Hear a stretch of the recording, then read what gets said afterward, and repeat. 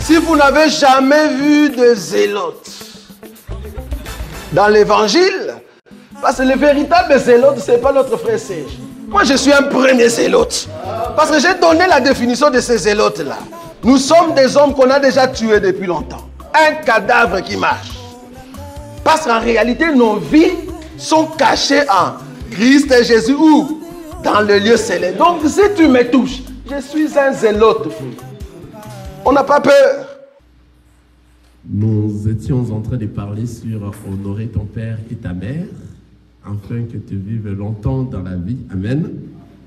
Afin que toi, tu vives longtemps. Et nous avions expliqué c'est quoi vivre longtemps. Avoir une longue vie, cela veut dire avoir la vie éternelle. Amen. Donc tout le monde qui veut vivre longtemps doit au moins honorer son père et sa mère. Et nous avions compris c'est qui son père, c'est Christ sa mère. Alléluia. Qui est le père et qui est la mère. Amen. Nous allons continuer dans ce même cadre d'idées. Alléluia. Mais aujourd'hui, nous allons un peu exhorter. Amen. Je vais exhorter une personne. Alléluia. Nous allons exhorter une personne aujourd'hui, afin que la main du Seigneur nous donne encore la force de démérer ses enfants, afin que nous puissions vivre longtemps. Démérer éternellement. Alléluia. Vivre longtemps. Amen. C'est pour cela que nous allons lire dans le livre de Hébreux, chapitre 9. Nous lisons le frère Mbaki. Que le Seigneur vous bénisse. Nous avions vu revenir, parce que ça fait un bon bout de temps. Le frère ne venait plus. C'est un frère qui nous aide beaucoup dans la lecture des Écritures saintes.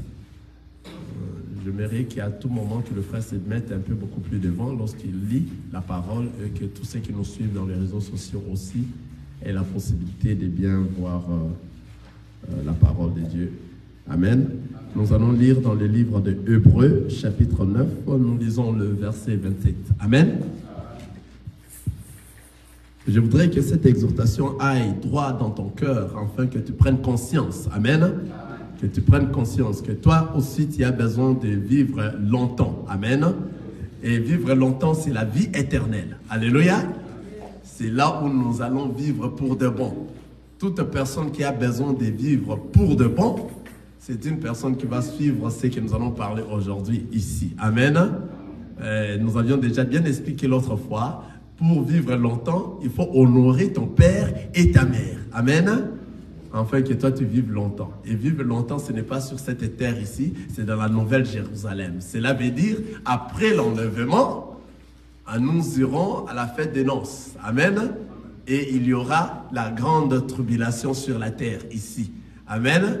Et ce n'est qu'après la grande tribulation, après les 7 ans du règne du diable, que le Seigneur Jésus-Christ va revenir afin de fermer, d'arrêter le diable, Satan, et les lier, les ligoter. C'est à ce moment que nous irons vivre la vie éternelle dans la Nouvelle Jérusalem. Amen.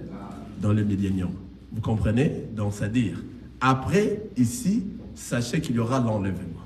Après l'enlèvement, nous irons dans la fête des noces. Amen.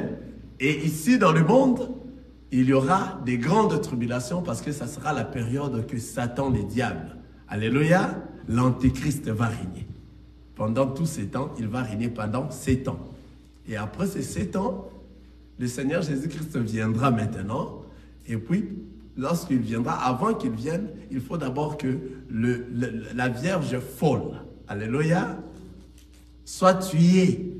Toutes les vierges folles seront tuées pendant la règne de l'Antéchrist. Vous comprenez cela? Donc, c'est-à-dire, il faut que toi, tu sois la Vierge sage, afin que toi, tu sois enlevé, que tu sois cette Vierge-là qui a de la réserve d'huile, qui va te permettre à être enlevé. Alléluia. Nous allons revenir sur la Vierge, sur les 10 vierges. Que le Seigneur nous fasse grâce. Peut-être le dimanche prochain, nous allons revenir encore sur ça pour bien étaler les 10 vierges. Amen. Le vierge folle et le vierge sage. Et nous devons rester demeurés des vierges sages avec la réserve d'huile, afin que nous puissions être enlevés les jours de l'enlèvement. Vous comprenez? Mais la vierge sage, La vierge folle va rester. Les vierges folles vont rester le jour de l'enlèvement et ils vont traverser la grande tribulation. Et l'antéchrist, parce qu'eux sont des vierges sages, parce qu'ils sont des vierges folles, ils vont comprendre que les vierges sages sont déjà parties. Alors, ils vont tenir fort. À ce moment-là, il n'y aura plus de grâce. La foi par les œuvres. Et l'antéchrist, tout celui qui ne va pas s'agenouiller de l'antéchrist sera tabassé, sera chicoté, sera traité d'une manière que je vous dis, il ne faut pas rester. Alléluia. Et si vous continuez à demeurer, à ne pas obéir aux ordres de l'antéchrist, les autres seront coupés en morceaux parce qu'à ce moment, l'antéchrist aura le pouvoir. Quelqu'un voit ça? À ce moment, l'antéchrist aura le pouvoir.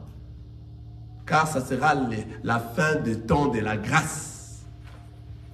La fin des temps de la grâce chez les nations. Et en Israël maintenant, c'est là où le Seigneur va envoyer les 2 anges pour aller prêcher cette parole que nous sommes en train de prêcher maintenant dans ces temps ici. Quelqu'un est en train de voir ça. Et eux aussi là-bas, tout Israël vont accepter cette parole. Et l'antéchrist va tuer tous ceux qui ne vont pas l'obéir. Et sache que la vierge folle ne va pas obéir à l'antéchrist. Parce que la vierge folle aussi va se dire, non, moi aussi je dois partir. Maintenant, cette fois-là, ça sera avec les œuvres. Il sera tabassé, frappé à mort. Ils vont commencer à fuir à des endroits pour glorifier le Seigneur, pour prier. Il n'y aura pas, c'est-à-dire ça sera un mauvais moment. À ce moment-là, nous sommes dans la fête de noces. Alléluia. Qui sera dans la fête de noces? Alléluia. Amen. À ce moment-là, nous sommes déjà enlevés et nous sommes dans la fête des noces. La Vierge folle est en train de subir encore. C'est à ce moment-là que nous saurons qui réellement était la Vierge folle. Quelqu'un est en train de voir? Parce que la Vierge folle ne va pas céder. Il ne va pas céder. Elle ne va pas plutôt céder. La Vierge folle va tenir fort jusqu'à être tuée. Et lorsque Israël va recevoir la parole, l'Antéchrist va entrer jusqu'en Israël et il va tuer, éliminer tout Israël. C'est ainsi qu'après la mort de la Vierge folle, après la mort de la Vierge de tout Israël, des Vierges folles et de tout Israël, et à la fin de 7e année du règne de l'Antéchrist, que le Seigneur Dieu, Jésus-Christ, le roi des rois, va se décider maintenant à venir pour arrêter les diables, pour la ligoter pendant 1000 ans. Amen.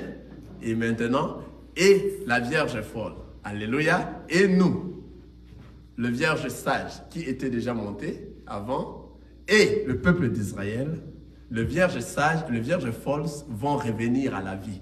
Alléluia, ils seront ressuscités. C'est la première résurrection. Quelqu'un voit ça? Parce qu'on a déjà parlé de ça ici beaucoup de fois. Ça sera la première résurrection. Et lorsqu'ils seront ressuscités, le Seigneur Dieu, le Seigneur Jésus-Christ, après avoir ligoté, donc détruit les diables et ligoté les diables enfin qui n'arrivent plus à tenter, c'est à ce moment que nous maintenant, nous irons vivre à la nouvelle terre. Alléluia! La nouvelle Jérusalem. C'est là où nous aurons une longue vie. Pourquoi nous aurons une longue vie? C'est parce que nous avions honoré le Père et la Mère. Le Père et la Mère, nous avions dit encore, nous rappelons encore aujourd'hui que le Père et la Mère, c'est le fondement des prophètes et des apôtres, le Seigneur Jésus-Christ, la pierre angulaire. C'est lui qui repose à ces deux enseignements. C'est à ce moment que toi, tu es en train d'honorer le Père et la Mère. Tu es en train de le mettre en pratique. Alléluia. Ce n'est que toi maintenant qui mérites une longue vie. Alléluia. Aujourd'hui, nous lisons dans le livre de Hébreux. Nous allons exhorter rapidement. Nous n'aurons pas, j'espère que même 30 ou 25 minutes. Nous allons exhorter rapidement. Hébreux chapitre 9, le verset 27. Le frère Mike peut lire pour nous. Le Hébreux chapitre 9, le verset 27. Nous allons lire dans le livre des Hébreux, chapitre 9, verset 27. Nous lisons au nom de Jésus-Christ. Amen. Et comme il est réservé aux hommes de mourir une seule fois, après quoi vient le jugement. De même, Christ, qui s'est offert une seule fois pour porter le péché de plusieurs, apparaîtra sans péché une seconde fois à ceux qui l'entendent pour leur salut. Amen. Nous restons dans Hébreux, chapitre 9, le verset 27. Et comme il est réservé aux hommes de mourir une seule fois, après quoi vient le jugement. Alléluia. Je mérite que le frère Chai puisse nous aider pour cet appareil qui dérange. Alléluia. Amen. Il est réservé aux hommes de mourir une seule fois, après quoi vient le jugement. C'est-à-dire, ceux qui mourront, ce sont que ceux-là qui seront jugés. Alléluia. Amen. Alors, ceux qui mourront doivent mourir une seule fois. Et ils auront quoi? Le jugement. Suis-moi très bien. Alléluia. Parce que ici, c'est un rappel de conscience. Enfin que tu te réveilles, enfin, que tu comprennes là où tu es. Qu'est-ce que tu fais? Comment tu es? Qu'est-ce que tu dois faire pour réellement vivre longtemps? Amen. Parce que nous sommes en train de parler de vivre longtemps. Qui veut dire demeurer la vie, une vie éternelle. Mais ici, on nous dit qu'il est réservé à l'homme. Il est réservé aux hommes de mourir une seule fois, après quoi vient le jugement. Tous ceux qui vont mourir ici, ce sont tous ceux qui n'ont pas reçu le Christ. Alléluia. Parce que nous savons, celui qui reçoit le Christ, il a la vie. Quelqu'un est en train de voir ça. C'est-à-dire, ceux-là qui reçoivent le Christ, eux ne meurent pas. Ce sont que ceux qui ne l'ont pas reçu, car le Christ n'est pas, le Seigneur Jésus-Christ n'est pas venu leur sauver. Ils n'ont pas reçu le Sauveur. Ils ne peuvent pas rester ou avoir une longue vie. Quelqu'un est en train de me suivre ça? C'est-à-dire, je vous amène un peu dans le cimetière. Alléluia. Regardez. Vous voyez? Vous êtes en train de voir le cimetière.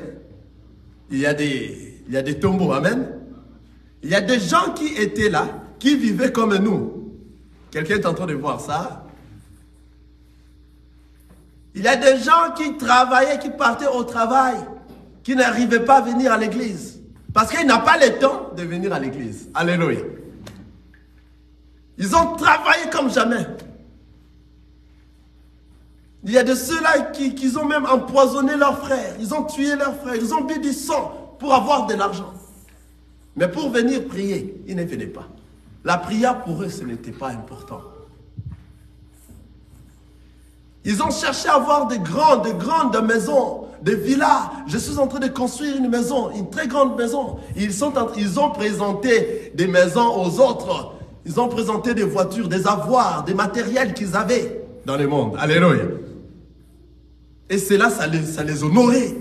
Mais ils ont oublié ce qui était plus important, qui était la vie éternelle, une longue vie. Alléluia. Le temps qu'ils ont pris pendant qu'ils étaient vivants. Regardez, tous ceux qui sont morts, pendant qu'ils étaient vivants, ils n'ont rien apporté. Ils n'ont rien apporté dans leur... Alléluia. Il y a de ceux-là même qui ont tué toute leur famille à cause de l'argent. Quelqu'un voit ça? Ils ont tué des familles. Ils ont donné des poisons à leurs frères, à leurs sœurs. Ils ont assassiné les gens. Ils ont construit des grandes maisons. Mais aucun de ces choses sont partis avec eux lorsqu'ils sont morts. Tout est resté. Tout est vanité. Vanité de vanité. Quelqu'un est en train de voir ça? Ils ont pris beaucoup de temps. Moi, j'ai beaucoup de travail. Je ne viendrai pas à l'église. Autant mieux aller travailler que venir à l'église. Venez prier. Il y a de ceux-là qui prennent le travail plus que même la parole de Dieu. Et ce n'est pas important la parole de Dieu pour eux aujourd'hui. Ils travaillent pour avoir de l'argent. Et lorsque vous mourrez, vous n'aurez pas cet argent avec vous ensemble. Vous partez, le corps seulement va pourrir dans les tombeaux. Alléluia. Vous allez tout laisser. L'argent à laquelle vous étiez en train de chercher pour en avoir, les autres vont les utiliser. Alléluia. Des maisons à laquelle que vous construisez, afin que les autres, afin qu'on te voie et sait que toi tu es grand, les autres vont s'enorgueillir. Alléluia. Des voitures que vous conduisez. Rien de ces choses-là vont entrer avec toi. Rien de ces choses, c'est vanité. Ici, c'est un réveil de conscience. Vous voyez tout ce que nous sommes en train de dire ici. C'est juste une petite exhortation, mais qui va vous réveiller vraiment. Et vous allez comprendre que toutes les choses de ce monde est vanité. Et ce qui est important pour un enfant de Dieu, c'est avoir une longue vie. C'est la vie éternelle. Une vie qui ne va pas se terminer. Les gens sont en train de faire des choses, je t'ai dit. Si tu es dans ces choses-là, il est temps aujourd'hui que toi tu es en train d'écouter cette parole, que tu changes. Ton cœur n'a jamais aimé que les autres réussissent. Ton cœur n'a jamais aimé que les autres prennent. Tu es jaloux des gens. Tu empoisonnes les gens. Tu tues les gens. Tu es dans des fétiches pour avoir de l'argent. Tu passes beaucoup de temps au travail, mais à l'église tu ne viens pas. Ce n'est pas important pour toi. Même si on disait qu'on va travailler les dimanches, toi tu allais travailler. Même si on disait que ceux qui veulent seulement venaient travailler, toi tu allais sacrifier l'église. Même si on a dit ceux qui veulent qu'ils viennent travailler, parce que toi tu aimes l'argent plus que toute chose. Or lorsque tu vas travailler, tu auras de l'argent, après tu vas mourir, et après ta mort, cet argent va rester. Tu vas aller là-bas dans les tombeaux sans aucun sou de ce que tu as travaillé. Tu es en train de construire des maisons, des villas. Tu achètes des avions, des grandes voitures, des grandes choses. Toutes ces choses vont rester. Ça va rester. Mais ce que toi tu devais beaucoup suivre, beaucoup chercher, c'est une longue vie, la vie éternelle. C'est ce qui est beaucoup plus important. Mais tout le temps que toi tu passes sur la terre, qu'est-ce que tu fais? Qu'est-ce que tu fais? Tu te poumonnes pour les choses de cette terre, pour la chair, pour avoir le bien de ce monde, le matériel. Tu te poumonnes pour que tes enfants grandissent bien. Tu te poumonnes pour autre chose. Tu te donnes de la peine. Mais pour chercher une longue vie, tu ne te donnes pas de la peine. Alléluia. Vous avez vu comme j'ai rigolé? J'ai ri vraiment tout ça. J'ai ri tous ceux-là qui n'ont pas cette conscience. Alléluia. C'est la manque de conscience. Parce que la mort peut venir à n'importe quel moment. Ici, je suis sur la terre. Je parle en tout cas sur la terre. Je parle vraiment sur la terre. Donc, c'est-à-dire, je suis bas. À n'importe quel moment, tu peux mourir. Et tu dois tout laisser. Tout de ce monde est passager. Mais la parole de Dieu va rester éternellement. Parce que la parole de Dieu, c'est le Seigneur Jésus-Christ. La personne qui réellement vit la vie de la crainte de Dieu, c'est une personne qui aime une longue vie, qui a besoin de vivre éternellement. Il n'a pas besoin de ces choses de ce monde. Alléluia. Nous sommes en train de voir ça. Nombreux donnent beaucoup plus de l'importance aux choses palpables de ce monde, aux matières, des choses passagères, des choses que nous allons laisser. Ça va passer. Ce qui n'est pas plus important. Alléluia. Mais la chose la plus importante, qui est la vie éternelle, ils en fichent. Regardez dans les tombeaux. Regardez dans les cimetières. Votre esprit est parti dans les cimetières. Vous voyez tous ces gens-là qui sont morts. Personne n'a emporté quelque chose avec eux. Personne. Ils ont tout laissé. À quoi sert jalouser les personnes? À quoi sert tuer les autres? À quoi sert avoir tous les biens de ce monde et perdre son âme? Tout est vanité. Tout est vanité. Mais je vous dis, mon frère, il y a quelqu'un qui peut te sauver, qui peut-être, tu peux ou ne pas mourir. Alléluia. Parce que ceux qui meurent, ceux qui doivent mourir, ne sont pas des enfants de Dieu. Parce que la parole nous dit, les enfants de Dieu ne meurent pas. C'est-à-dire, ceux qui seront jugés, ce sont ceux qui vont mourir. Quelqu'un comprend? Si vous comprenez cela, allons-y, le livre, je prends un bac. Prêt, en tout cas, vraiment, sois prêt avec moi. Vous êtes très important ici, frère Mbaki. Le livre de Jean, Jean chapitre 11, le verset 25.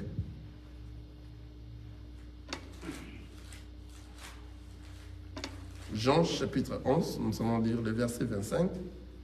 Nous lisons dans le livre de Jean, chapitre 11, verset 25. Jésus lui dit, je suis la résurrection et la vie. Celui qui croit en moi vivra, quand même il sera mort. Oh! Oh! Quelqu'un se vit ça? Réponds, répétez, frère Mbaki, répétez. Jésus lui dit, je suis la résurrection et la vie. Celui qui croit en moi vivra, quand même il serait mort. Le 26.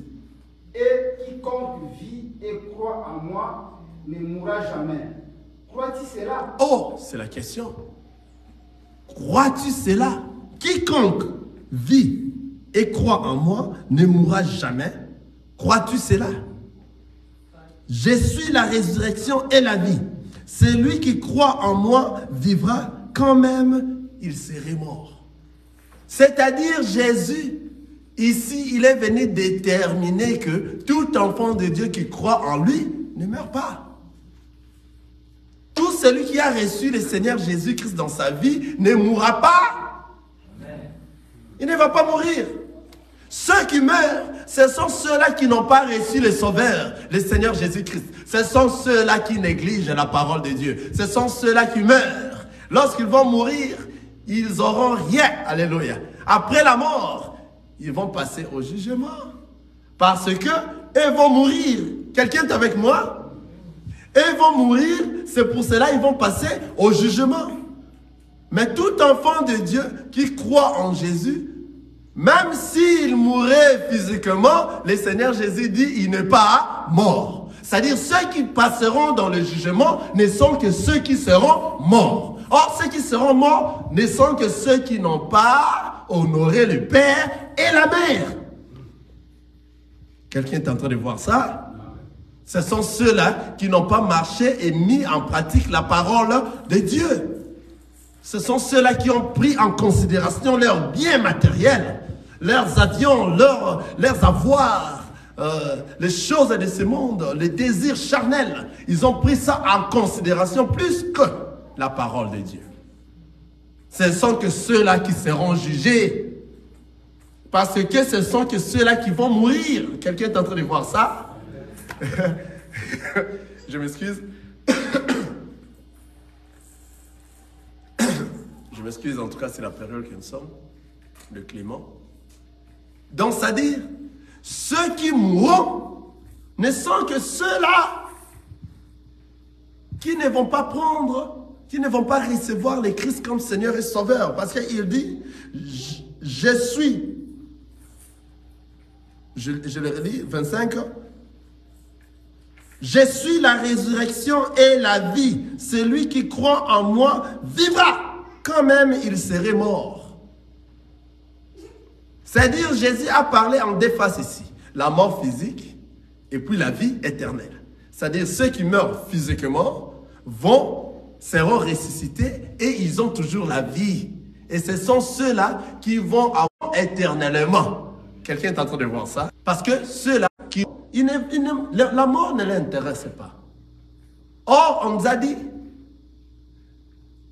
On nous a dit dans le verset, dans le verset que nous avions lu avant, c'était Hébreux chapitre 9, le verset, allons-y les frères, le verset 27. Hébreux chapitre 9, le verset 27. La parole nous a dit quoi? Nous sommes dans Hébreux chapitre 9, verset 27.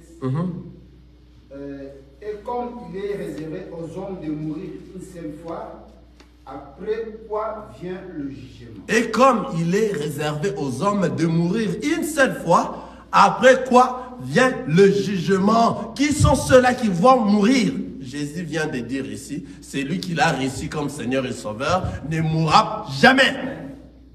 Quiconque, il dit dans le verset 26, quiconque vit et croit en moi ne mourra jamais. Quiconque vit et croit en moi ne mourra jamais. Quelqu'un voit ça? Ça c'est très bien. Quiconque vit et croit en moi ne mourra jamais. Donc c'est-à-dire celui qui croit en Jésus-Christ a une longue vie. C'est ce que nous sommes en train d'appeler la vie éternelle. Et celui-là, il n'est pas permis à mourir. Or, comme il est permis aux hommes de mourir une seule fois, donc parmi ceux-là à qui il est permis de mourir une seule fois, et après quoi vient le jugement, toi tu n'es pas dedans. Toi tu n'es pas dedans. Il faut se dire que je ne vais pas être dedans. Parmi ceux-là qui attendent le jugement après la mort, toi tu ne l'es pas. Comment maintenant tu ne peux pas être dedans? Seulement si toi tu es en train de marcher à la crainte de la parole de Dieu. Tu es en train d'honorer le Père et la Mère. Quelqu'un voit ça? Toute personne qui ne marche pas à la crainte de la parole de Dieu, toute personne qui met ses avoirs à la première position, qui met tout ce qu'il est en train de faire à la première position, après sa mort, il ira au jugement. Mais toi, qui as mis le Seigneur Jésus-Christ à la première position, toi tu ne mourras pas. Parce qu'il est permis aux hommes de mourir une seule fois. Mais le une seule fois là pour toi ne viendra pas parce que toi tu as Jésus et Jésus ne meurt pas. Il est le même hier, aujourd'hui et éternellement. Et toi tu restes comme Jésus. Tu vas vivre éternellement. Alléluia. Que la conscience se réveille. Que tu ne prennes pas les choses de ce monde plus importantes. Les choses de ce monde, que ça ne soit pas plus importante que la parole de Dieu. Que tu places le Seigneur Jésus à la première position. Et que le Seigneur Jésus-Christ puisse t'aider à marcher comme lui. Afin que toi, tu puisses réellement avoir une longue vie et la vie éternelle dans le millénium. N'oubliez jamais cela. Tous les avoirs que tu peux en avoir, sache que c'est vanité, vanité, vanité. Après ta mort physique, tu ne vas pas l'emmener dans ton cercueil. On ne va rien mettre. Alléluia. Je viens, ça m'a fait rire. Un homme riche qui mourait, on a pris des liasses de l'argent, on a mis dans son cercueil. Ça m'a fait rire. J'ai dit, mais lorsqu'ils vont tourner les dos, les voleurs viendront, ils vont creuser ça, ils vont tout prendre. Alléluia. Hein? Ils ont mis des liasses de l'argent avec lui. Et le corps là va pourrir. Est-ce que toi, pendant que tu vivais, tu avais cherché une longue vie? Est-ce que toi, tu avais cherché une longue vie? Ça, c'est une question que tu dois te poser seul, à tout moment. Parce que la personne qui a Jésus, il a la vie. Celui qui n'en a pas, n'a pas de vie. Donc, c'est-à-dire, la personne qui vit, c'est la personne qui a Jésus dans lui. Celui qui n'a pas Jésus ne vit pas. C'est un homme mort. Tant bien que tu es en train de me regarder comme ça. Si tu n'as pas Jésus, tu es déjà mort. Ce moment ici, c'est un moment de prendre de conscience, la prise de conscience. Que tu prennes conscience pendant que tu es en train de vivre. Parce qu'après la mort physique, tu n'auras plus cette opportunité d'écouter cette parole. Tu n'auras plus cette opportunité de changer ta vie. Tu n'auras plus cette opportunité de chercher la longue vie. C'est à ce moment ici que tu es en train de vivre.